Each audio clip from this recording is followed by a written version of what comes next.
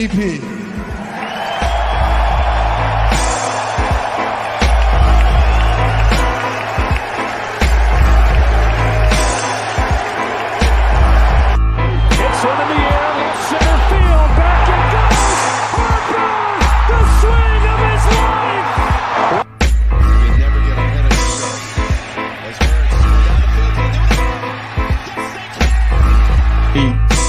I know Rennies do every day. It's always been that way for me. Always been a get better mentality every day, grow every day, be a better leader every day, be a better quarterback every day. And when that wrench do, I don't plan on missing no payments. So. Welcome, ladies and gentlemen, to 3 in the Keystone, episode 90. Myself, Adam Seltzer, alongside Chris Guest. Al Ryan, absent tonight. He is down in Florida with the family. A little late for spring training, I would say, but enjoying, I think, a little bit of Orlando time with the kids. So I saw something on the news the other day how it was saying for locals in Orlando to allow a lot of extra time for different things as you go to the supermarkets, to going anywhere around Buena Vista, Lake Buena Vista, anywhere like that, because of the excessive amount of tourists that are expected to be there this week. Probably for spring break, I'm sure. All kind of stuff. Yeah, exactly. So Al putting himself in the middle there. I tip my cap because I couldn't do it. Right in the middle of the fire, that's for sure. Yep. A couple of things. Well, episode 90, first of all, Chris, I want to say, before we even dedicate it, 90 episodes, man. Yeah, man, it's awesome. I think if we would have bet the over-under, anybody would have taken the under going into all this to get 90 episodes, 90 straight weeks. 90 straight weeks, man. It's like Monday Night Raw. You could depend on us, and you could depend on the wrestlers on USA, which is soon to be on Netflix. True. Maybe we're on Netflix soon too. You never know. Who knows what's going to happen? You never know here in the WWF. Tonight's episode, we're going to go. I got 2 names for you, Chris. I got that Corey Simon. Yeah, Corey Simon was a guy, good player, always ended up hurt on the ground. You looked up and he was there was Corey Simon rolling around. He'd always get up though. How about that Mike Golick? Yeah, Golick was before our time though. Yeah, or that's late 80s really, but he still had a career on media and all that afterwards with Greeny and whatnot. Sure. So shout out Mike Golick, Corey Simon wearing the number 90 for the Philadelphia Eagles. Has there really not been another 90 for the Eagles that's been legit since that? I'm just trying to think. I don't think there has. No, I looked it up. Those were the best 2 options that were out there. Yeah. Number 90 is not even a great number for like the best player was like Javon Curse. I don't even remember him wearing 90. Well, maybe for Tennessee. Yeah, for Tennessee. But it's funny because like now with the players being able to wear whatever number they want, like it used to be where it was 90 to 99 for linemen, especially ends. And now it's like they can wear whatever they want. So who knows when we'll see another good number 90. Absolutely. Let me do a quick shout out. I want to shout out to all of our listeners for the Ball Don't Lie March Madness pool. Yeah. We set a record for that pool with 240 entries. Yeah, so thank you to all of our listeners who joined in and participated in the pool. And I hope your bracket is doing well. Mine ain't. Additionally, I wanted to talk about one of our partners, and that's SeatGeek, who we haven't shouted out in a couple weeks. But Chris, you mentioned before we jumped on here, opening day is Thursday, potentially weather dependent. Yeah. Use the code 3Keystone, number 3 Keystone, for $20 off your first order. If you're going down to the ballpark, you're planning going down to the ballpark, use the code. It'll save you $20. And let me tell you this, if the game gets rained out on Thursday, there will be deals for tickets on SeatGeek on Friday because all the people who took off Thursday and can't get off Friday will be trying to get rid of those tickets. Even more so if the game doesn't get called Thursday, there's going to be a lot of people that don't want to go down there because of the threat, and you can get cheap tickets. You'll be see a hell of a pitcher's duel with Spencer Strider and Zach Wheeler. So again, you want a deal, go to SeatGeek, 3 Keystone. Hey, and check out, I know 2 seats that are for sale. Section 220 Hall of Fame Club, row 7, because they're mine and they're out there. If you want them, they're on SeatGeek. So you did go and get the season tickets. I do. I have season tickets for the Phillies. So what was the deal with the currently with them being a good team and stuff? What's their deal with the playoffs? playoff tickets and stuff? I mean, I'll just have when the playoff tickets go for sale, I'll have first priority to buy my seat. And are they discounted, or is it still just? I imagine it'll be face value. Because I know for the Sixers, it's the each level it's still less than the street value, but you have to still pay into the regular stuff throughout the year and stuff to be able to get eligible to get those tickets at that discounted rate. But I was curious if the Phillies did something similar, or if they just have it where like you just get first in line to buy the tickets at regular price. Yeah, I mean, I'll find out more as they get to the playoffs, hopefully. But as far as I know, I'll just have first priority to spend face value on my seat when the playoffs come around, and then we'll see. So hopefully they come out with a good season and they do make the playoffs again, which they should. But you can never count your chickens, man. You might have picked the wrong squad. Maybe you should have put the Flyers on for the season tickets there, right get on the ground floor. Let's get into tonight's segment. 2-1, up 2-1 in at the Garden right now, going to the third. Listen, we might have to do a Flyers hockey segment that you're going to have to lead because I can't tell you much. Listen, we're up the creek without a paddle if the brothers lead the hockey segment. Listen, right. I'm a fan. I don't know if I'm leading it, but I mean, stranger things have happened. But tonight's segment one, look, we've avoided it for the last couple of weeks because it's been really tough to watch, but we'll dive back into some Sixers basketball here. They're coming off a 1-3 road trip. Pretty ugly, but I think predictable in regards to where they would finish given the opponents that they had. They're now 39-33 with 10 games remaining. They are a game and a half behind the Indiana Pacers for the 6th seed in the Eastern Conference, which makes them very, very likely to be looking at a play-in game with probably Miami or potentially Indiana, depending on how that matches up. And then if they survive the play-in, a matchup with Boston or Milwaukee in the first round. The Embiid stuff's been pretty quiet. We've heard that he's starting to do some weight-bearing stuff. He's been practicing, but not contact injury. My question to you, Chris, is, we were given a 6 to 8 week window from the surgery. Today is actually 7 weeks on the nose. Is it even worth bringing him back at this point? Or should we just give him the summer to rest up, heal the knee, and then move forward? No, it's absolutely worth it to bring him back because anytime you have Joel Embiid, who's arguably a top 3 player in the world, I know he's had these situations that we've talked about before in the playoffs and all that kind of stuff, but a lot of that was geared towards his poor health at that time in the year. Now, allegedly, his health is better. He's fresh. All right. He's hopefully got his legs and his lungs under him and ready to go for battle. You've got to put him in the games. You've got to play him. I don't care what the situation is. He is your guy. You live by the sword. You die by the sword. If you go out in the first round like a sucker, go out with him. Don't leave him on the shelf and then have people say, well, you know what? If we had Embiid, maybe we could have had a better no.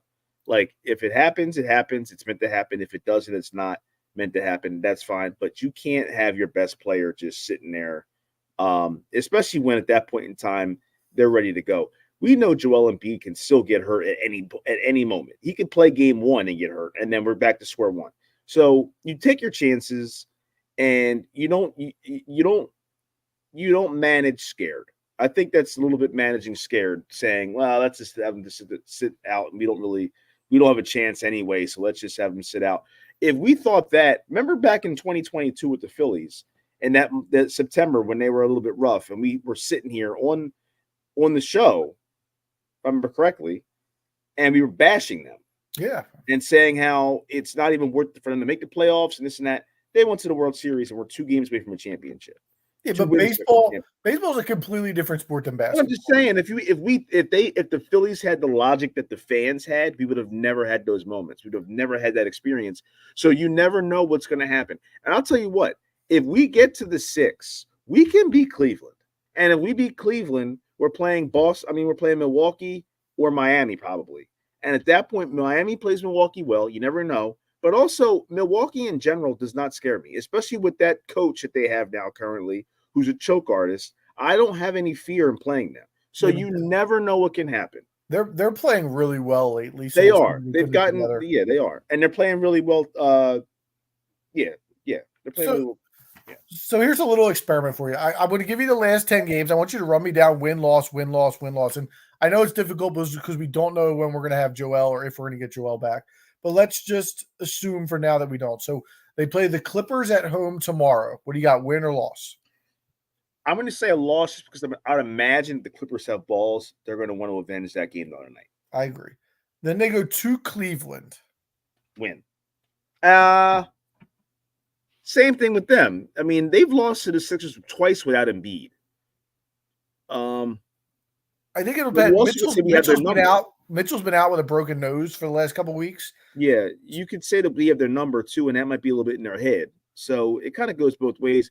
My gut says that they'll lose that game. Okay. Sixers will lose that game. So we're 0-2. At Toronto should be a win. Toronto's in the tank. Yeah, I agree with that. Then they got the Thunder at home.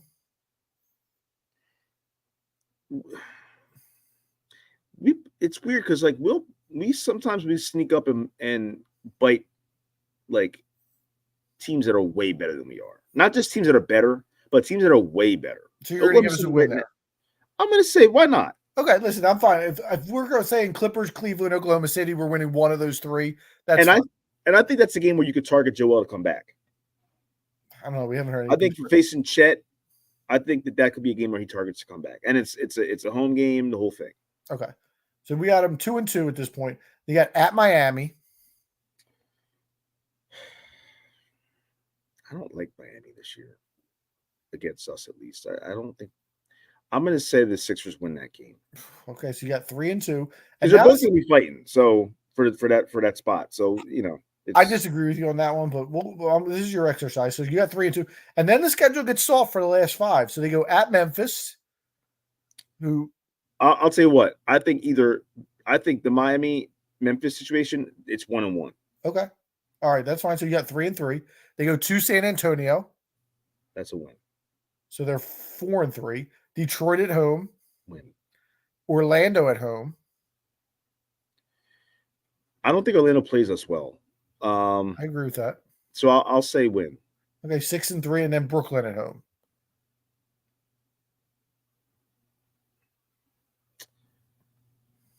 I'll say a loss for them. Okay, so you have them 6-4 coming down the stretch, which would lead them at 45-37, which would put them in the mix to get to 6. I think getting to 6, like you said, is the most important thing. Yeah. But I don't know if I'm torn on the Joel Embiid thing, which we talked about earlier. At the end of the day, I understand this was a 6 to 8 week injury. And if that's the case and and the doctors say he's ready to go, I'm fine. Let's bring him back. But if it's a matter of he's going to be playing through pain or, he's going to give it a go, but he could cause some damage to that knee in the future, I'd rather him just rest up. Again, if the most likely scenario is we're looking at a play-in. And if we get into the play-in, we're going to have to face Milwaukee or Boston. And I know you said you're not scared of Milwaukee, but they are considerably better than the Sixers at this point. But that's a soft mentality, man. Like it's not a soft mentality. It's just a fact that the Milwaukee Bucks are better than the Philadelphia. It is. You're just saying that you're like we thought for the last 2 years the Braves were better than us, and then we beat them in the play. Like anything can happen. Basketball is different. The better team wins. I understand that, but anything can happen. Still, you never know if you have. Like without Embiid, yes, I agree 100%. But if he plays, you of all people have always said in the NBA playoffs, home court is overrated, and I've always gone against you with that. But you've said it's overrated. So now we're going into a playoffs where we're not going to have a home court advantage, but we're going to have the best player on the court all the time. But are you though? Because listen, first of all, he hasn't played in 2 months. We all know that. Like you said, his lungs are going to be in shape. I don't know how you can say his lungs are going to be in shape when he hasn't played basketball in 2 months. Second of all, we've all seen now, we've talked about last week, the increase in physicality that we've seen in the league and the no fouls that are being called. He's going to have to adjust to that. He's going to have to adjust to the fact that he has Buddy Hield as a new teammate. He's got Kyle Lowry as a new teammate. And he's got all these other guys who have now jumped into different roles while he's been out. And they got to adjust to that. And they're doing this on the fly. So again, no. I'm not saying if Joel's healthy, we should still sit him out. All I'm saying is if he's not 100% and there's still a chance of re-injury and he's just going to gut it out, it's not worth it. Like he's never going to be 100%. He's never going to be 100%. He could come out of the surgery room, the OR right now, and have the best doctors on the planet, say that they did a surgery on him. He's going to be well. Everything is fine. And I guarantee you, he at most is going to always be 90%. Well, He's never going to be 100%. His body is not built to withstand the athleticism that he actually has. It's unfair to him. It sucks. It's not fair, but I'm not putting that against him. I'm just saying that genetically, physically, whatever the case may be, he's just not. His body's just not built to withstand what he faces all the time. No, he's never going to be healthy. We agree with that.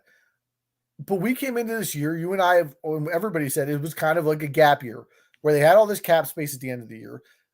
And it was kind of we'll see what happens. Now it turned into the fact that beginning of the year, he was playing out of his mind and led them to, bring up those expectations. But again, you look at this team now and the way they're playing, and you have Tyrese Maxey, who I'm going to tip my cap to, because since Joel has been out, he's averaging 27 points per game on a decent shooting percentage, considering he's the only option.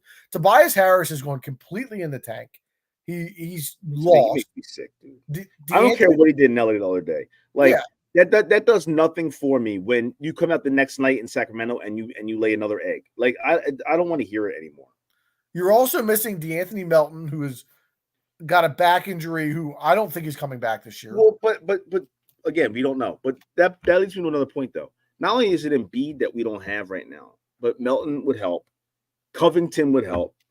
At this point in the game, with veteran presence, shooting presence, defensive presence, all those things for both those guys would be huge and would literally, I mean, if you get those guys back for the playoffs, it's like you just traded for 3 guys. Yeah, but you need time to acclimate those guys.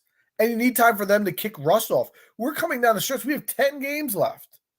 Well, we'll see if they get some time to do that. But we haven't heard a peep about them coming back. There's no questionable or they're practicing, none of that. So to say they're going to come back this week would be. I'm just saying if they can or if they do, I think that it's a big win for us as an organization and a team going into the postseason to have 3 impactful guys back in the lineup, and we'll see what happens from there. But I will say this, my bold prediction, all right, or hot take, whatever you want to say. If the Sixers manage scared and they listen to you and they have Embiid sit out when he can play, he will ask for a trade this summer. And that's fine by me. I'm calling it right now. If he does, because I already feel like with the situation with the Olympics playing out, and now France is all. Have you heard about this? With France being kind of butthurt with the whole thing because stupid. Embiid said he was going to be on the team, and then he got the opportunity to get his citizenship here, and he flipped the script, and now he wants to play for USA. Side note: imagine that squad though in France: Embiid, Wembanyama, Gobert. Yeah, I mean, where do you go? They could just extend their arms out and just say, get by us. Yeah, that's a hell of a front line, that's for sure. So, I just feel like he's 30 years old now, and I feel like he is ready to get to the next phase of his career, which is win. And he's made that decision with the Olympics already. Going to USA thinking he has a better chance to win a gold medal with the Americans versus the French, which is debatable, but that's what he feels. And I think the next step, especially if he doesn't get the opportunity to play himself into a championship, is to ask out and go somewhere where they're going to let him actually play in these games. So let me ask you this. And I wouldn't blame him for that, I think that's just a punk-ass, soft-ass mentality to say, we're not going to have a chance. Let's just not play our best guy. If he's ready to play him, and if you lose, you lose. But to sit there and just have him on the shelf to me doesn't make sense. As a Sixers fan, not as Joel Embiid, should he play in the Olympics this summer? Yeah, because you know why? It's wait, you said as a Sixers fan and not a what? Not as Joel Embiid. You're not making a decision as Joel. You're making a decision as a Sixers fan. Or Sixers management. As a Sixers fan, of course you say no, but from a human perspective, he's never played the Olympics before. I can't tell a man he shouldn't play for country in that spot. If I had the opportunity to do it, I'd want to do it. I understand where he's coming from. I can't say no to that. But as a fan of this organization, yeah, anytime he plays, because again, he's never healthy and he's never going to be. So when he goes out there and he plays this summer, he runs the risk of doing something else. And then if it's 6 to 8 weeks, all of a sudden you're looking at training camp. I think him playing in the Olympics could be the best thing to ever happen to him. And I say that from the perspective of he's going to get to see, and like, as good as he's been, we've talked about his playoff failures and the mentality that we've seen, the mental weakness. And I think him playing alongside LeBron James and Kevin Durant and Steph Curry and even Jason Tatum to a point, he's going to get to see how winning basketball, I don't want to say is played, but like No, he's you're going right. to get to be a part of a team that has a winning mentality. And I think that he can learn from that. So you're right, but let me play devil's advocate. It could also be the worst thing if A, he gets hurt again on a global stage, or B, if America comes up short and he plays like a dud. Because now the whole world sees what we've seen. He comes up short. Now, I'm not saying he will. He might go out there and be fantastic. I don't know. But it's a lot different of a game, international basketball, than the NBA. It's a whole different game. So he hasn't played that. But I think he fits in that mold. I think he can fit. Oh, sure, he can fit. Can he fit? Yeah, absolutely. The question is, again, it comes down to what's in his chest. And if he were to come up short again, like, Lord have mercy. And like on an Olympic level with LeBron? You're right about the losing part. I'm not going to go there. But as far as the injury part, I disagree. Like, if he gets hurt playing the Olympics, then it's just inevitable. He's going to get hurt at every point. I'm already there. That's what I'm saying. I'm already there. I don't ever think he's going to get out of something unscathed, because that's just how his body is. Now, again, the workload for him playing in the Olympics is a lot less. He doesn't have to do as much for that team as he does for the Sixers. So the workload would be a little bit less on his end. But I'm very big. Do you know the other big would be for the Americans? Probably Bam, I think is one of the guys being mentioned. So they'll have him as maybe Davis too. I'm sure Davis will be on the team. Towns going to play? I think they're all. They haven't announced the official roster. It's that's a ridiculous. I mean, everybody be said they're all on the team. That's ridiculous. Yeah, Booker, Edwards. Who's the 12th man on that team? Yeah, they're going to be loaded. I'm really excited to watch him play in the Olympics, and we're going to see what happens coming down the stretch here. I hope he comes back. I hope he plays. I hope we're competitive. But I just think that we've dug ourselves a little bit of a hole here, and I'm not sure if we have the ability to get out of it with where we're at roster wise and health wise as well. You have Van Edwards on that team? Yeah, he's going to be on the squad. Man, that's a loaded squad. Yeah, there's a couple. I mean, I know this is an Olympic segment, but I mean, Canada's going to be better this year. France obviously is going to be right up there again. You got Slovenia with Luka, different. So like, there's potential, even though they're loaded. They should win the gold medal, but if they don't, and Embiid plays like trash, my God, yeah, I don't know what he does at that point. Like, what are we supposed to do? I agree completely. But listen, let's not get there because I think he's going to play well. You think Ben plays this year in Australia? No, Ben's done with basketball. Ben's done. But let's jump into segment 2, Chris. And tonight's segment 2 is brought to you by the Sunshine Sandwich Shop at 5154 Ridge Ave in Roxborough, Manayunk. Cold and hot sandwiches, specials every month. Make sure you check out the goods at sunshinesandwichphilly.com. Go down there and get yourself a sandwich. Chris, there's been a little bit of an uprising in the world of sports. We know that sports gambling has been pushed almost down our throats at this point since being legalized, I would say, 3 or 4 years ago at this point? 2018. But there's been 2 scandals that have come across recently, and as well as some other stuff. And I think we'd be remiss if we didn't at least start with the Shohei Ohtani situation. So I'll give a little bit of background for those of you guys who weren't here or haven't been listening. Last week, the story broke that, and excuse me if I pronounced the name wrong, Ippei Mizuhara, who is Shohei Ohtani's translator, had stolen $4.5 million worth of Ohtani's money to pay off a bookie. Mizuhara was a longtime friend of Ohtani's. He's been his translator since I think it was 2017 when he broke into the big leagues. And after the news broke, he was subsequently fired by the Dodgers. However, the original report that had been brought up said that Ohtani had voluntarily paid off Mizuhara's debts and the money had not been stolen.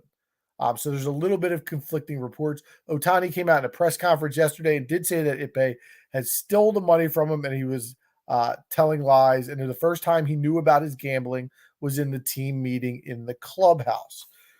Chris, I got a lot of questions that don't really add up here. 1 + 1 does not equal 2 in this situation. So I want to just throw some thoughts to my questions to you, and then we can go skeptical and play detective all we want here. Number one, how do you not notice a $4.5 million transfer in your bank account? Listen, man, bosses, you got that kind of Ohtani money, $4.5 million. It's like $45 to us, dude. But listen, this story smells awful. This story has a lot of stink on it, and you're right. It's hard to imagine. Like, to me and you and the average person, 99% of the world, $4.5 million is $4.5 million. That's still a lot of money to be like, hold up, where is it? You know. So I don't know how you would not be able to. I don't know how you would not notice that. Okay. Question number 2. Yeah. Why does the translator have access to the bank account? So here's the thing. I think that either, what's his last name? Mizuhara? Mizuhara, yeah. I think that one of two things is going on. Either Ohtani is the biggest ride or die best friend of all time, or he's a complete snake. And here's where I'm coming from with that. Because there's reports that, like, the day that the story dropped, he's in the dugout with Mizuhara during a spring training game, laughing it up, chopping it up, everything's fine. So, like, it's coming. Why would you be sitting there having that kind of reaction and interaction with a guy who stole $4.5 million from you? That doesn't make any sense to me, number one. That doesn't make any sense. Number two is I've heard also about how there's been wire transfers from Ohtani's account. So, like, again, to your point, this guy having access to Ohtani's money doesn't make sense. It's not his agent. It's not his agent. It's not his banker. It's his translator. Right. So again, either he's the biggest ride or die best friend. Like, hey man, my money is your money. Here go my stuff. You need my joint, you got it. Or he's a complete liar and he's leaving all this out there and throwing his man under the bus to save his own behind. Okay. I honestly don't know which one it is yet. I don't know. I just heard the story smells. Let me ask you 2 more questions. One of the things Ohtani said yesterday in the press conference was he did not know that Mizuhara was a gambler.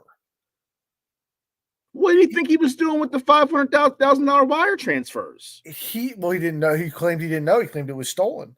How do you go around with a guy side by side for 6 or 7 years at this point and not tip his hand that he's a gambler or say, hey, I need to see the end of this game because I got 100,000 on the Bucks? How does that not come up one time?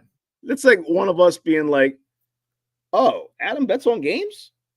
I had no idea. I've only been his friend for 20 years. I had no idea he bet on games. I actually don't anymore, but I'm just saying, like, if we were in that same situation, like, you're gonna know if someone is that close to you and in your circle like that, and you're with them all the time, you're gonna know what they're doing. Now, if it's a dark place, dark circle kind of situation, that's different. But gambling, where it's kind of like out in the open these days, California, which is ironic because they're one of the most liberal states in the country, still does not have legalized gambling. Correct. All right. So that's why we had the bookie situation in play here. But also, and it might be the next question you're going to ask, but what bookie allows this guy to have that kind of like debt?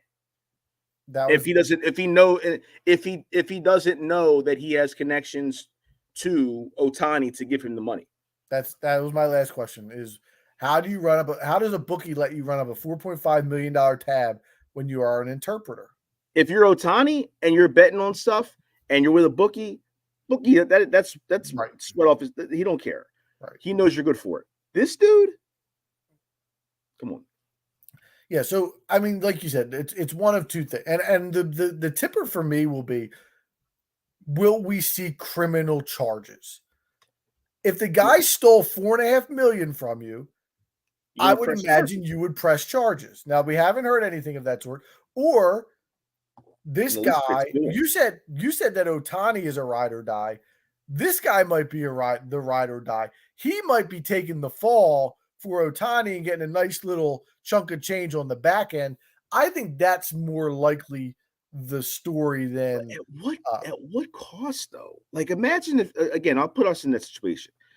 I come to you, I'm filthy rich, and I come to you and I say, take the rap for my wrongdoing. I'm going to throw you under the bus, drag you in the mud, but you're going to have $1 million a year for life from me. Is it worth it to have your name run through the dirt around the world for someone like Ohtani, around the world, for that amount of money, for that security financially? Yeah, I mean, listen, because in 6 months, nobody's going to remember who the hell this guy was. Right. So, and what if he says, "I'll double your salary, and you don't have to work"? No, I know double salary. You paying me in the millions for the rest of my life. That's what I'm saying. Maybe he makes $500,000. So are you saying I'm an interpreter? Come on. Listen, I don't know what he makes. Okay, let's say $1 million, and you don't have to work. But you're gonna get slammed here, and there'll be no charges pressed. I could understand taking the rap and being like, look, I'll go to jail, I'll do the time, come out when I'm ready to. When I come out, I got the bag waiting for me. That's fine. I could talk myself into that. He's not going to go to jail if they don't press charges. What I'm saying, if this was that, but getting your name drugged down that low and being called a thief and a liar and this and that, that's tough, man. That doesn't leave you. You know, I tell my students, reputation is like dirt in your fingernails. It's hard to get out. It's hard to get clean sometimes, and that kind of stuff sticks with you. And even if me and you won't remember this guy in a year after this story's over, people that he knows are going to remember him, and they're going to know what was happening in this situation. So, like, that's a lot, man. I don't know. I don't know if I could do that. But if you could take care of your family, it's that's the bigger thing. So we'll see. I mean, listen, MLB's quote unquote doing an investigation, but the best thing for MLB is to get this thing off its radar as soon as possible. Right, and I agree. But the funny thing about that is, if you remember in the beginning, they said Ohtani had no wrongdoing. They weren't even investigating it. Nothing that. All of a sudden, the public pressure came on. Manfred caved in and now announced we're going to investigate it. Yeah. Originally, the details were the same, and they still didn't want to investigate it because Ohtani's the biggest draw that they have in Major League Baseball. If he goes down, that's a big L to the ship. And it's the biggest L they could take. That's what I'm saying. Guy just signed a $700 million contract, and he's the face of baseball, arguably, right now. So, like, you take a major L if he is compromised and can't be on the field. But I'll be honest, man. This story is so shocking that it would happen to Ohtani. Ohtani, to me, is such. If he was an American, I would imagine him as being like the all-American boy from like Nebraska that never did anything wrong, always has been on the up and up. And all of a sudden now you're dropping this on us. Like, I'm really surprised that this is happening to this guy because I thought he was a class act, and he still might be. Right. He still might be. He's not doing anything dirty. And realistically, if the rules of baseball say you can gamble as long as it's not on baseball. And that's what I was about to say. If this is all BS, he could have and should have just off the bat come clean and said, yo, here's the deal. I was either whatever. I was betting on games and I was funneling it through my interpreter, or my interpreter has a gambling problem. I had to cover his debt because I didn't want him to get affected by that in a negative way. And it is what it is. Right. But now you're facing the fact that if you're showing that you lied, now the court comes back to you and you got a lot more to lose than he does. Correct. He dug himself a hole, And Diverse in the chat, he's right. The longer it sits, the worse it gets. Right. Because it will come out at some point. There's too much information out there and people who know stuff and social media out there to hide something like this. So, and guess what? He does not know the wrath of going on the road for what, 7 months around the United States in these ballparks on the road when you're facing charges or you're facing scrutiny of potentially having charges. I already saw. So they obviously played their opener last week, the Dodgers, and Ohtani was hitting second in the lineup, and Mookie Betts was hitting first. And they're already talking that they should flip flop them, so it should say Ohtani Betts. Internet's undefeated. Yeah, no doubt. That's hilarious. But I want to make this a bigger conversation. But we mentioned earlier that betting on baseball is not illegal unless you're betting on your own sport. And last night the story broke that Jontay Porter, who is actually the younger brother of Michael Porter on the Denver Nuggets, a G League guy for the Toronto Raptors, has been accused and pretty much caught betting on his own NBA props on 3 separate occasions, taking the under in those games. I have the 2 dates here. The third one came out late. I didn't get it on file. January 26th and March 20th. He took the under in his props. In both of those games, he checked out early with injuries. One was because of an illness, and the other one was an eye injury. The under tickets cash for him. And then the next day on DraftKings advertises that the biggest winner of the night was the Jontay Porter props, as if that's not going to completely draw red flags, as who's betting a ton of money on these G League guys to hit their under on their props. So really not the smartest thing in the world from him. I'm curious as to what type of suspension he'll get, if not a ban from the game of basketball for betting. He might have to get clipped. He might have to go. Yeah, especially being a fringe guy like that. You got to make an example out of him. Yeah. But my question to you, Chris, is this sports betting sustainable long-term for the game, as popular as it's become and as easily accessible as it's become?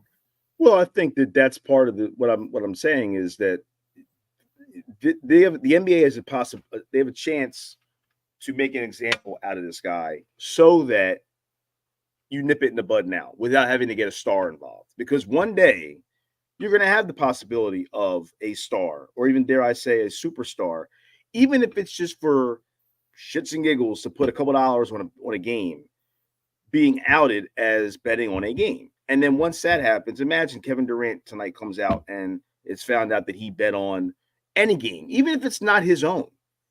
Okay? There's still a lot of people who just don't believe that athletes should be betting on sports, let alone their own games.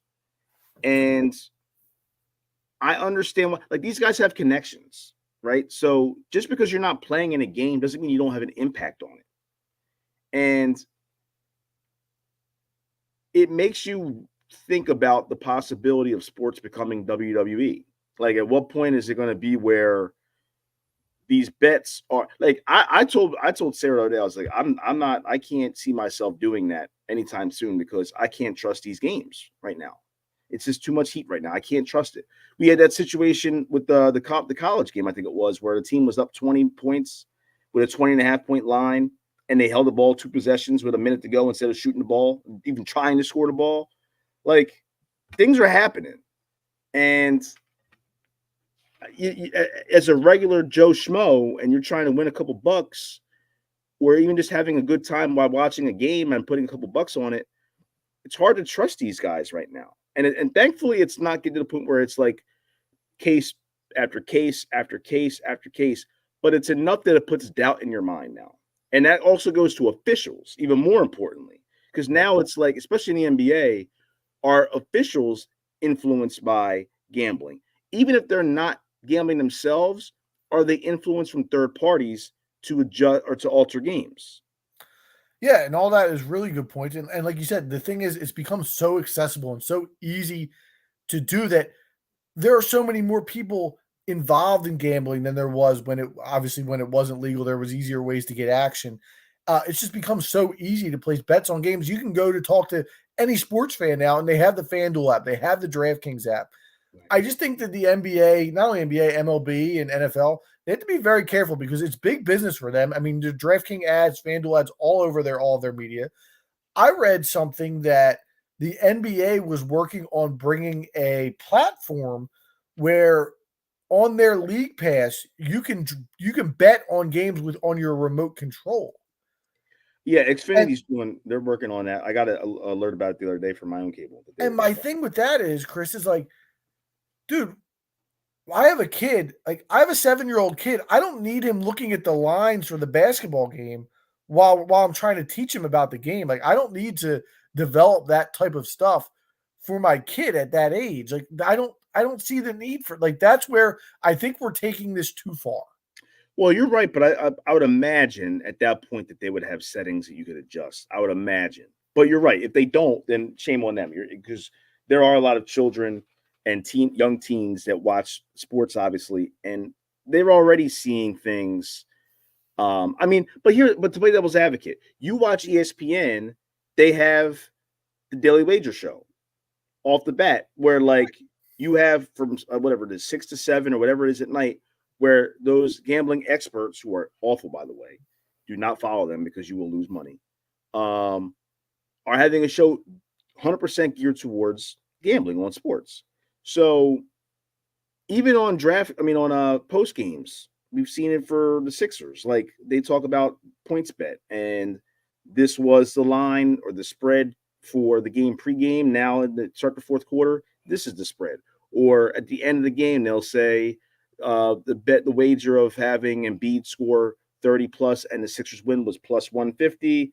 It hit or it didn't hit. Like it's everywhere, and it's going to become to a point where it's either got to get regulated better, or it's going to get even more so saturated. And we as a society are going to have to like figure out when it's appropriate for us to see it and not see it, or show our kids and not show our kids. It's going to be to a point where in a minute, is sports going to be appropriate for kids to watch? Yeah, all those things are true. And listen, it was scary, illegal man, for a long time and for a reason. And I think we're starting to see that come to fruition now. Again, we talked about Jontay Porter. The thing is, Chris, how many of these things, like you mentioned with referees, how many of these things are we not finding out about? That's what I'm saying. Like we always talk about bad calls here and there, or whatever. Well, not here and there. The NBA is full of them, but really basketball in general is full of them. But like, it doesn't surprise. Like if it came out right now that Tony Brothers was crooked as I don't even know what, I would not be surprised. I wouldn't even think twice about it. I'd be like, yup, there he goes. There's a handful of refs in the NBA that when I hear their name, I cringe because I know it's not going to be a well officiated game, whether it's on purpose or because they just can't ref.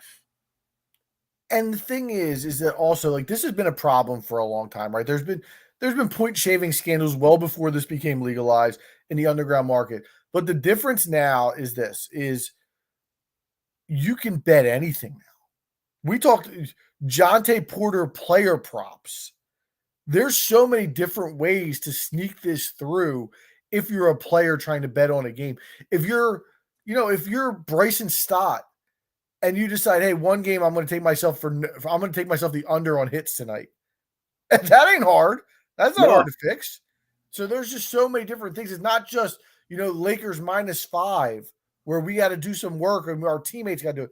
You can fix anything at this point in time with the amount of bets and action that there is, because there's numbers for everything out there. Listen, there's people out there somewhere in the dark gambling world that might have an over-under on our time on this podcast tonight. Yeah. So with that being said, drop that beat.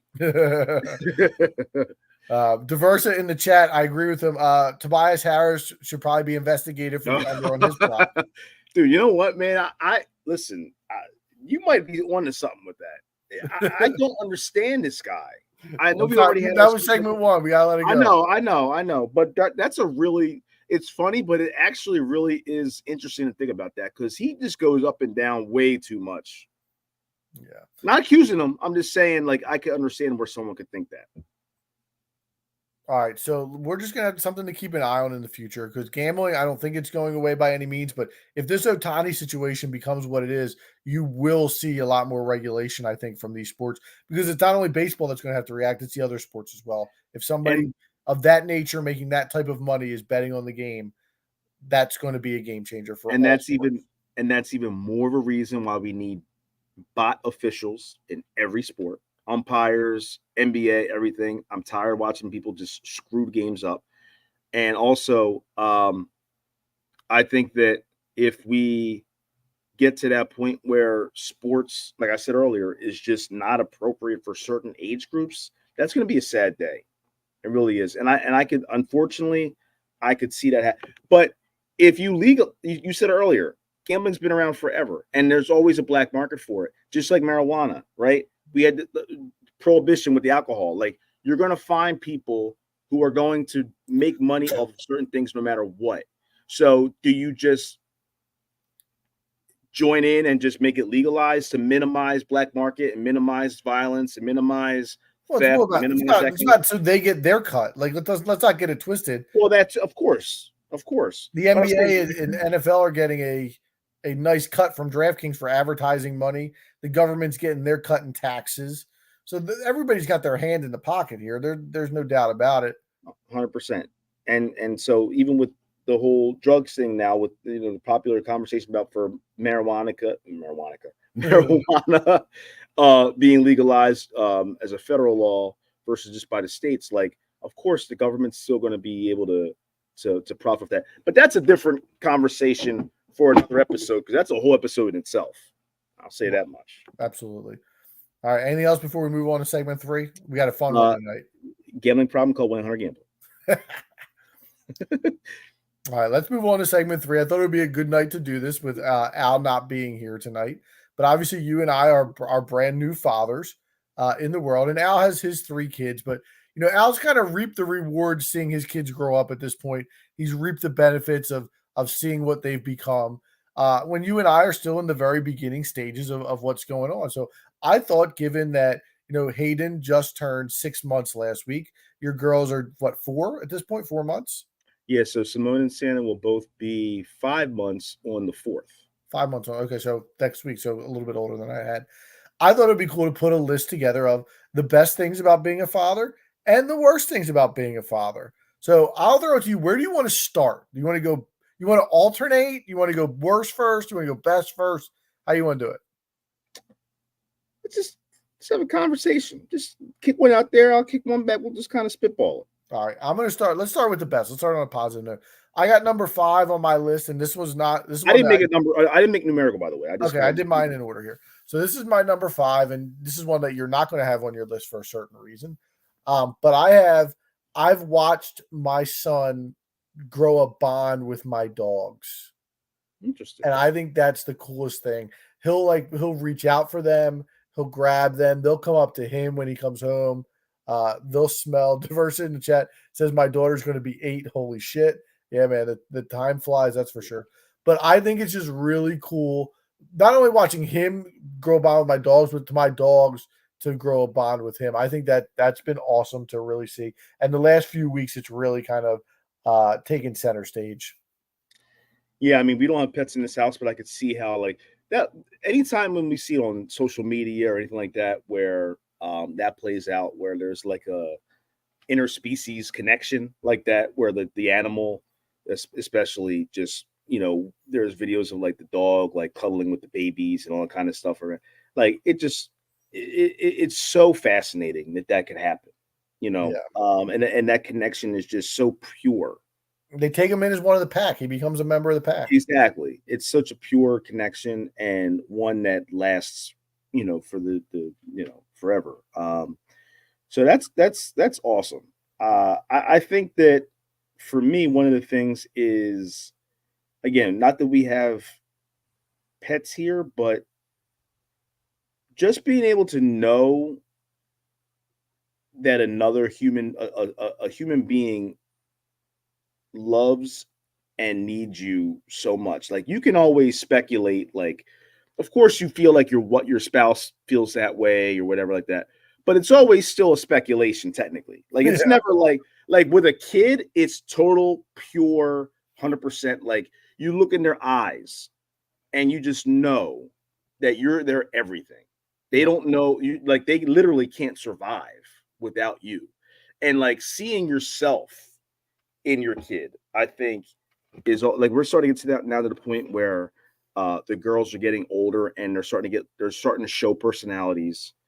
And when I have lunch, my schedule at school, I have about an hour and a half in between one class till um, lunch duty, which starts my second half of the day. So sometimes I'll come home. It's only like a 10 or 15-minute drive home.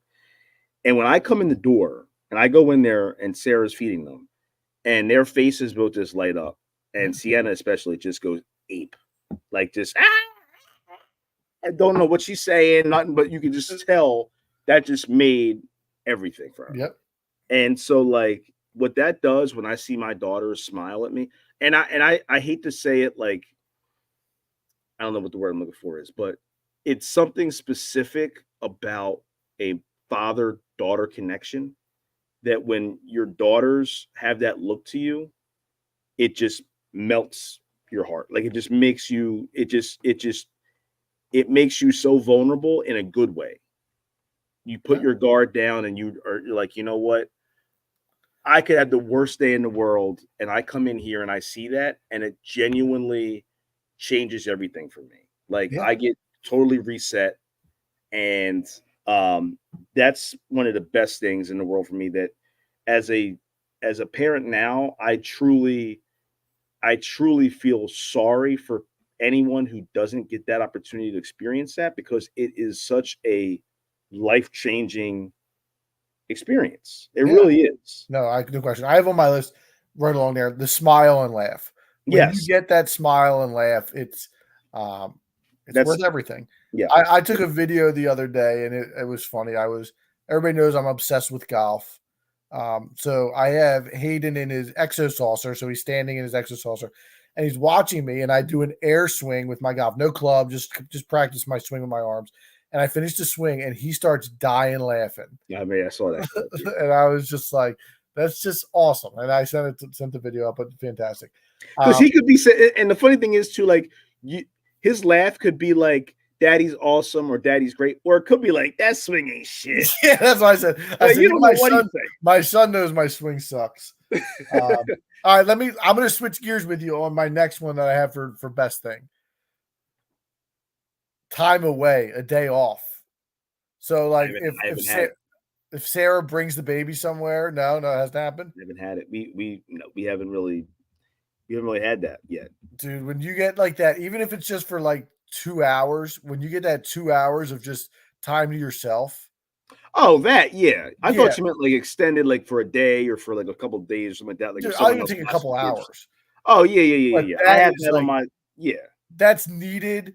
It's no offense to the kid or whatever, but like no. It when you keeps can you get sane. away for a little bit Yeah. and get into your own world, it's fantastic. Everything blends so well when you have and fortunately, we're both involved in situations where we have healthy families, healthy homes. There's nobody that's, there's nothing that's like animosity or anything like that where it's a rough household or tough times going on. And like these kids when they grow up in that, I think is fantastic. But you have to be careful because if you don't have time for yourself, it's easy to kind of go off and become negative because for your own mental, you need to have your own time. I always say, like to my students, even do something every day, even if it's for an hour.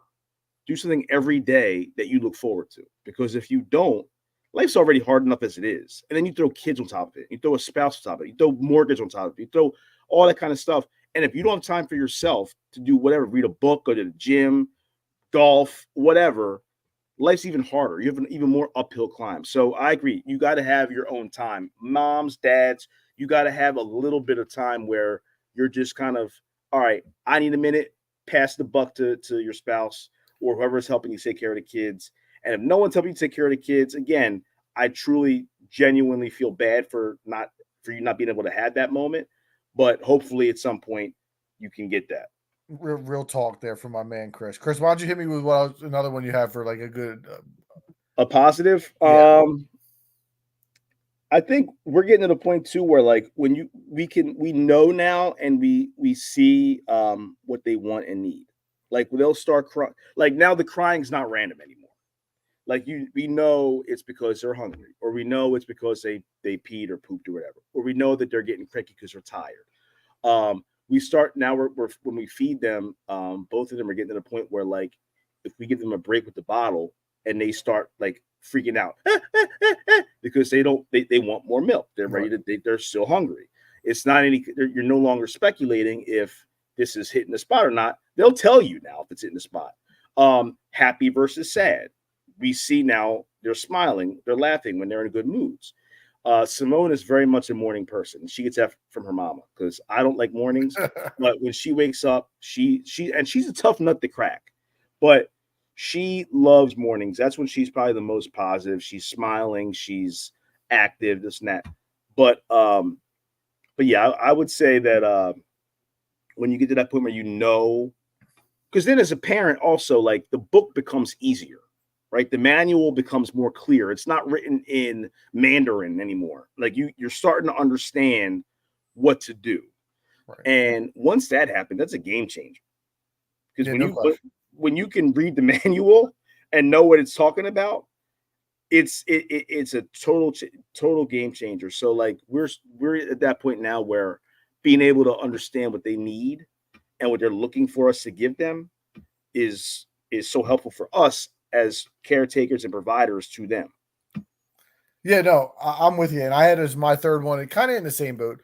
I have watching progress, and to what you're saying is, in that respect, it's certainly, understanding their moods, but also you get to see the physical stuff that changes as well. And like, for instance, Hayden just started sitting up on his own about a week and a half ago. We're waiting for that. Yeah, which is awesome. That's like a game changer. It is a game changer. Like tonight, I was helping Megan put laundry away. We just put him on the floor in the bedroom, and he sat there on his. Dude, that's thing. Big. He did take a spill and smash his head, but it is what it is. Hey, growing pains. Yeah, he's fine at the end of the day. It's scary, and then he shakes it off. But seeing stuff like that, rolling over, eventually crawling, stuff like that, that's just awesome to see as your kid grows up. Yeah, and Simone is starting. The other day, she all of a sudden started trying to hold her bottle. Yeah, and we were like, laughing and thinking how it was cuteness and that. And then I think it was what's today? Tuesday. I think it was Sunday morning or Saturday morning. But she was doing it, and I let go of the bottle, and she was still holding it. Really? And we literally, you'd have thought a ghost came in the room. Can she like feed herself, or she's just holding it? She's holding it and still drinking. That's awesome. And so Sarah and I both looked at her like, oh my God, like she's doing it. Now Sienna, sis ain't ready for that yet. She's still very much like, no, I need you to feed me. Yeah. But we know Simone's a little bit ahead of Sienna with certain physical things. Gotcha. But even that moment, like just seeing that play out, and now seeing like when they do tummy time, like they're able to hold their heads up the whole time. They're not crying at all when they do it. They're being able to focus and track and all this kind of stuff. It's like, again, just watching them become a human being is just awesome. And knowing that they're yours, like their genes, their blood, everything that's in them is yours. It's from you. And it's just a cool feeling. Yeah. So I have milestones too for mine also. What'd you say? The milestones? Yeah. My number one, and then we'll let you finish yours, and then we'll go to the bad stuff, the fun stuff to talk about. I just have number one. The best thing about having is like you're a dad, and like that's kind of sick, right? Like you have something, and you like you said earlier. I don't need to rehash it. It's like you have something there that completely relies on you. You are his father. Like that's like I can't put it in any other words than unless you've experienced it. Like you're a dad. That's what it is. And I don't know about you, but sometimes I have to like, if we're feeding them or if we're changing the diaper or whatever, and it's a chore for us at that moment, but you forget almost that like, yeah, I'm a parent now. Like I'm this child's father, or I'm this child's mother, and we still sometimes feel like because we're still fresh in the game. At least for me, I still feel like I forget that sometimes. Yeah. Like sometimes I'm still waiting for like their parents to come pick them up. Right. I know. And it's like we are the parent. We You are. know? We are dad. We are mom. Yep. All right. You have anything else before we jump No, into I mean the we're pretty much on the same. I said about smiling and laughing, getting to the point you know what they need. Oh, one more thing that I was going to say. I like to think I'm a little bit of a stylist, brother. I can't wait to be able, and I love it now, but we've been fortunate. We haven't had to buy 1 ounce of clothing for them because Yeah. between the baby shower and between other donations and gifts that we've had from all these people that are either from Sarah's co-workers and friends or mine or family members, we've had so many clothes. Honestly, some of them we didn't even get the chance to use, but getting the chance to buy and dress them up in dope outfits and dope clothes and having that pass to them to be able to like after a while be like 2, 3, 4, 5 years old and be like, you know what, this is my style. Right. This is the kind of style that I want to have.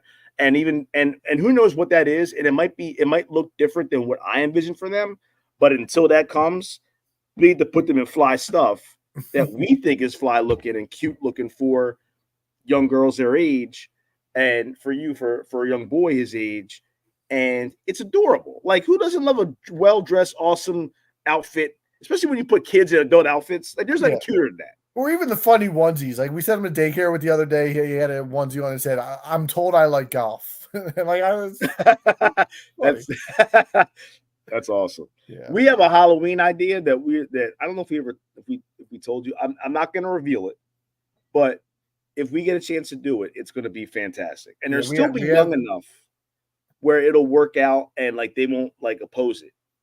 But and you got to get those days in now, because when they get older, especially for me with 2 girls, there's only so much I'm gonna be able to do. They're gonna be like, Dad, we ain't wearing that. Or Dad, like you're a dork. Like, you know what I mean? Like, I'm not doing it. But now, like, best believe we're gonna take advantage of these times. No doubt. So we got to do it. We have a Megan came out with a good Halloween costume as well. We'll see if we can push it through. All right, let's get to the worst things here. I'll start with my number 5. One that bugs me the most. Dude, trying to leave the house. Yeah, I said limited to no me time and limited to no us time, meaning you and your spouse. Oh, I meant how long it takes to leave the house. Oh, you mean to get them ready and stuff? Getting the ready, the bags, the bottles, the diaper bag. Is the baby in the thing? Put him in the car seat. Does he have a blanket, a passy? Like, I miss just getting up and going, walking out the door. Those days are gone. Yeah. And we haven't had that yet put them in. We haven't put them in school yet, but we've thought about that, how that's going to play out in terms of the time it's going to take to get both of them ready to get out the door on top of our own selves. You know, and what that's going to look like, because especially with Simone, you never know. Like, she could wake up happy or she could wake up and be miserable and kicking and screaming, and you got to figure out a way to accommodate that and settle her down or him down, depending on the child, to be able to dress them at all, you know. Right. So yeah, that's I feel you on that. Yeah. I would also say, let me see what ones I had here. I'm trying to just go through which one I want to say. So I guess it's related to the one I just said about limited to no us time as a husband and a wife. I don't know about you, but I feel like when you have babies, and I'm sure it'll change as time goes on when they get older and they become, you know, teenagers and obviously adults and this and that. But for right now, as babies, you feel more like parents than you do as a couple. Like, I don't feel like Sarah and I feel like we're parents to these kids instead of husband and wife. 100%. And I know that that's actually, I mean, for us going through for the first time, it's weird, but to people who have been experienced parents, I'm sure they're saying right now, like, that's the norm. Like, that's how it's, because again, they depend on you, the kid. So you have to do that. You don't really have any leeway to not be like that. But it's just different when you have to adjust from 38 years of being able to just basically not worry about that avenue of life to now that is your life. Correct. I agree with you 100% on what you said there as far as the relationship goes. For my number 4, I have being left home alone. And what I mean, that's self-explanatory, but the situation where, like, for instance, Megan's cousin is running the Boston Marathon in a couple weeks. So shout out to her, shout out to Sammy for qualifying for Boston. It's awesome. back in like last year before we had this baby, Megan said, I'm going to Boston for a weekend. I'm on the golf course playing 36 holes without question, eating fast food for dinner. I was excited. Now I'm like, no, you can't leave. Like, what do you mean you're leaving? I'm with the baby all weekend. Like that's scary stuff, dude. Dude, try having two. I tried to go out for a few minutes to get a haircut. 10 minutes in, are you almost done? I'm like, I can't even breathe. Like, hold on. Like, I'm just getting a haircut and going to the store, and I'm coming right back. Like, and it's tough, man. Like, you again limited to no me time. Like, you don't have the time to be like, do those certain things out of the house as much as you used to, because then you feel like a scumbag for leaving your significant other behind to do all the work that you're not being able to be there to do. Yep. And listen, I've been left alone. Sarah, honestly, to be totally honest, she's been in that situation a few times at this point. I've only been over like once or twice. And I've told her, listen, I don't know how you do this, because she takes care of them all day, every day. Right. Because she's on maternity leave still. So like, she is a fantastic mom. Like, I mean, I couldn't ask for a better mother for my kids. Like, she is. She doesn't listen to the podcast. You don't have to say this type of stuff. But seriously, like, I'm like, I don't know how you do this, because there was one time where it was like an hour and a half. And it was about a month and a half, 2 months ago, when they were going through a phase. And literally, as the door closed, when she left, both of them, I'm like, oh my God. And I lasted maybe 10 minutes before I started MF this, MF that, all to myself, like flipping out, just like, I can't, like, how does she do this? Yeah. So yeah, that's tough. That's tough. I don't mean to steal your, very simply, the money. Oh my God. I was gonna say that next. Listen, do you know what we're paying for formula a month for these two kids? Chris, I'm going to be very blunt with you. I'm going to guess probably double what I pay for formula, because we had to have pre-made formula. The breastfeeding thing didn't work out for us, and for those who don't know, and one of our girls didn't vibe with the powder formula, so we had to get pre-made, ready-made formula from Walmart, Target, Wegmans, wherever you go. $600 a month. For a month. $600 it costs us for just formula. Can you imagine? Crazy. Like, you know what we could do with $600 each month? That's crazy, dude. It's like $13.53 or whatever it is a bottle, and they run through, like, you figure they eat 4 to 6 ounces per feeding, and a bottle might be 25, 30, whatever it is, ounces a bottle. They run through it. It's like a bottle lasts maybe a day and a half. Holy shit, man, that's a lot of money. Yeah. I mean, ours is not nearly. We're able to use the powder stuff, luckily, which is like $53 a thing, which usually lasts probably like a week and a half, 2 weeks. Yeah, especially with one kid, it's a lot easier to manage that. But I got a daycare bill that comes. It's almost the same as my mortgage, and all the other stuff that comes with it. I mean, it's just a ton of money. And we knew that going in, and it was everybody. Oh, the price to raise a child is that. Wait till you get a college still. But the formula, though, like, we talk about college, yeah, but like for formula, and we're lucky. With all the stuff we got from the shower, dude, we haven't really dove into diapers yet. Like, we're about to get to that point. We're going to get to that point soon, but yeah, clothes, all that stuff that you don't have to even dive into yet because of those gifts. Like, we haven't even gotten to that point yet. Yeah, but I was shocked because she does the grocery shopping, and we split the cost. So she comes home with the receipt, and I'm like, "This is." I was like, "Wait a minute, these bottles are like, we're gonna need like 6 or 7 of these a week." She's like, "I know." And then we did the math, and I was like, "Oh my God, dude! This is..." Now the good news is that they're not going to be on this forever. That's the good news. So eventually, it gets to the point where they're going to be having pureed, soft food and baby food, and you're going to use that as like a supplemental meal versus the primary meal. That'll make it easier. But right now, and we're almost there, thankfully. But right now, like it's a killer. Yeah, it's tough. I have the what do we do now time, and what I mean by that is, sometimes there's only so many different. He has his swing, he has his exo saucer, he has his mat, but there's sometimes when he's done with all three of those, and Oh yeah. I'm trying to kill time before bed, and I'm just like, well, what do we do now, dude? Like, you ate already. Yeah. That time sometimes when you like, I got to kill a half hour and we got nothing to do. Dude, that's a great one. I didn't even think about that, but I agree 100%. Like, there's times because Sarah, again, fantastic. Like, she maps out the whole day for them. She has their feeding schedule. She reads to them after they eat, does this and that, and then puts them down after. So, like, she has the whole thing planned out. And so, on those days when I come home from school, either after school or during lunch, if I'm able to come home for lunch, and they're mid schedule, and like, I'll help feed them, and we're sitting there. I'll even maybe read a story to them or something like that. And I'm like, what time? It might be like 12 o'clock. What time are they getting put down? 12:40. What? What are we going to do now? Yeah. Like, what am I supposed to do? Am I going to play cards? Like, what do you want to do? Let me turn the PlayStation on. Like, they're just staring at me. I'm staring at them. Like, what are we supposed to do? Yeah, it's so weird. So luckily, one thing that has worked is my girls, I guess, because they are part black, so they got some soul to them. You know what I'm saying? Not that white folks don't have soul, because soul is soul. It can be any color.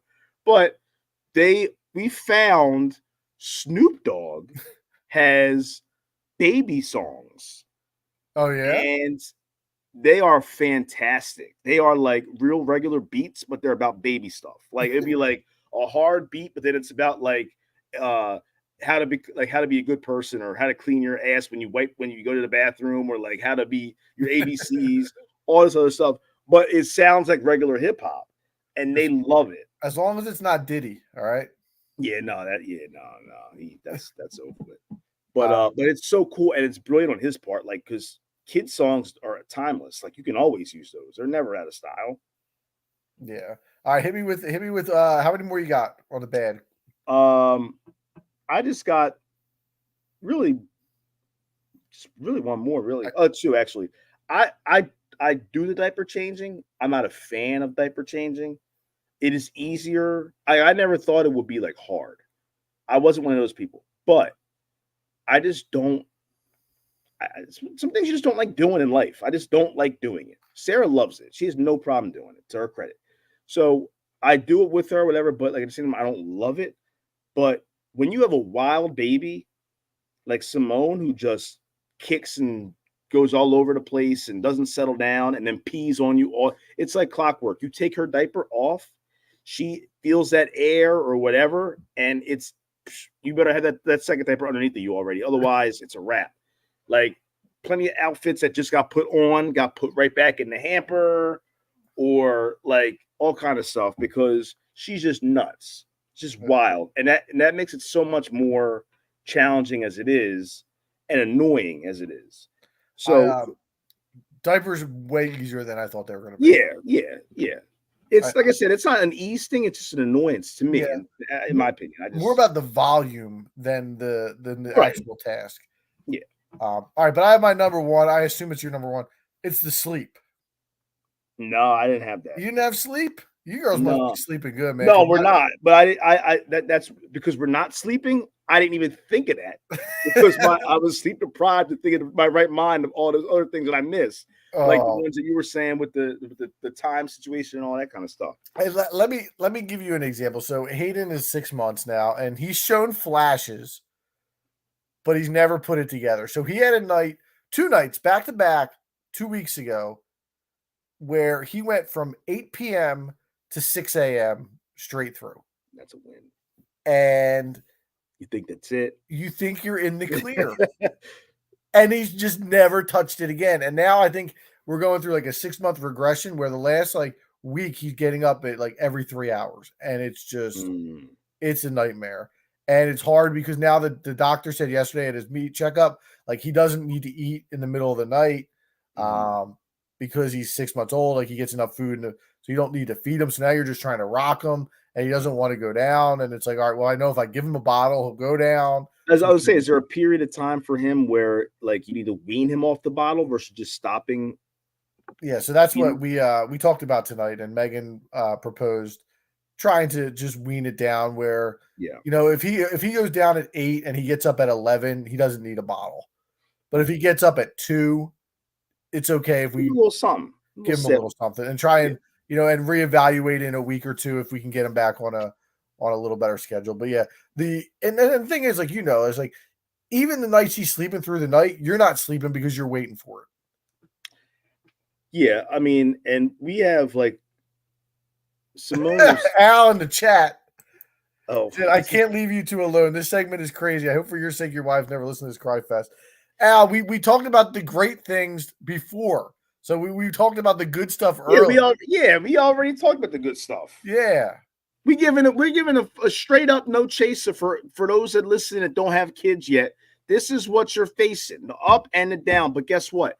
Every single thing is worth it. It's the most fulfilling, rewarding, awesome thing that ever happened. So we're not crying. It's just that we're keeping it 100. We're keeping it real. Thank you, Chris. Well said. Now, I will say this. Sienna does not sleep through the night. She wakes up. So we do a little. So we feed them and put them down around 7:45. And then around 10:30, we wake them up. Well, yeah, we wake them up for what's called a dream feed. And we don't interact with them. We don't do anything like that. We just literally wake them up, either put them in the chair or hold them and feed them.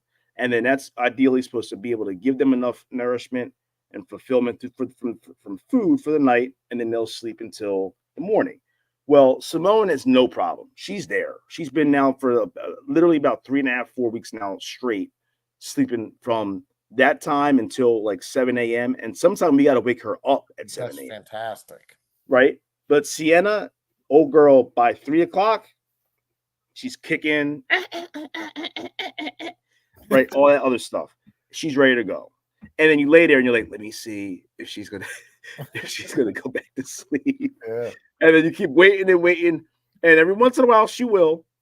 And then other times it's just like, then it escalates to the cry. And then it's like, all right, let me get up. You gotta get the bottle. So we split time because we can't put them in the same room yet because Sienna will wake Simone up if we did that. All right. So every other night I'm with Sienna and Sarah's with Simone, and we rotate.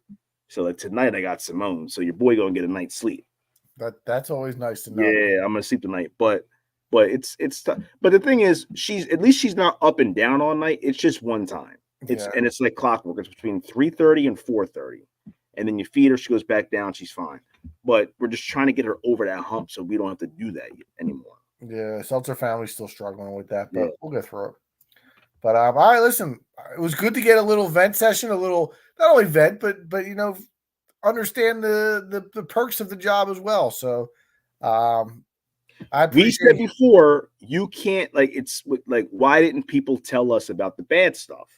So here we are. We're telling people about the good and the bad. So you can't say Uncle Adam and Uncle Chris didn't tell you what was expected when you're a parent, because here it is. 100%. But until you have the next kid, we're going to drop that beat and go Phils.